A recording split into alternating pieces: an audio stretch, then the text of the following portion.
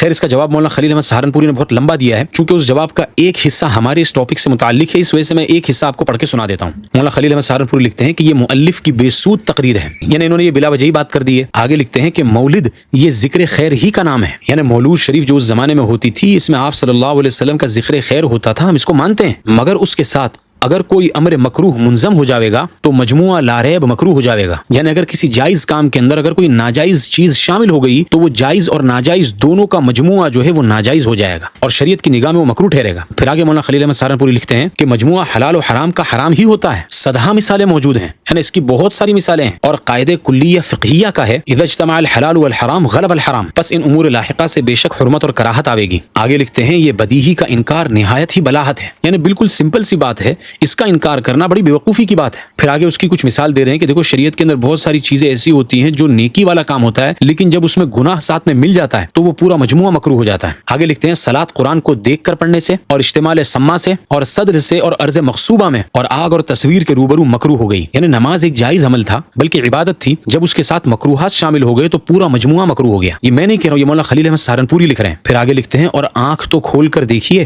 حاصل یہ ہے کہ جو قید تغیر حکم شرعی کا کر دے گی تو بدعت اور کراہت حاصل ہو جاوے گی ورنہ نہیں۔ مولانا کے اس پورے کلام کا خلاصہ یہ ہے کہ یجوز اور لا یجوز کا مجموعہ لا یجوز ہوتا ہے، یعنی اگر ایک جائز کام میں منکرات شامل ہو جائیں تو وہ پورا مجموعہ ناجائز ہو جائے گا۔ بالکل یہی بات حکیم الامت مجدد الملت حضرت مولانا اشرف علی تھانوی نور اللہ مرقدہ وبرد مضجعہ نے اپنی کتاب اصلاح الرسوم صفحہ 87 پر لکھی ہے۔ حضرت لکھتے ہیں فعل مباح بلکہ مستحب بھی کبھی امر غیر مشروع کے مل جانے سے غیر مشروع و ممنوع ہو جاتا ہے، جیسے کہ دعوت مستحب بلکہ سنت ہے، لیکن وہاں اگر کوئی امر خلاف شرع ہو تو اس وقت جانا ممنوع ہو جاوے گا، جیسا کہ احادیث میں بھی آیا ہے اور ہدایہ وغیرہ میں بھی مذکور ہے۔ اسی طرح نفل نماز پڑھنا مستحب ہے، مگر مکروہ اوقات میں نفل پڑھنا ممنوع اور گناہ ہے۔ اس سے معلوم ہوا کہ امر مشروع بوجہ اقتران و انضمام غیر مشروع کے خود غیر مشروع ہو جاتا ہے۔ پھر حضرت مولانا خلیل احمد سہارنپوری براہین قاطعہ میں ایک جگہ پر لکھتے ہیں یہ مسلم تمام امت کا ہے کہ ایصال ثواب فقط مستحسن اور مندوب ہے،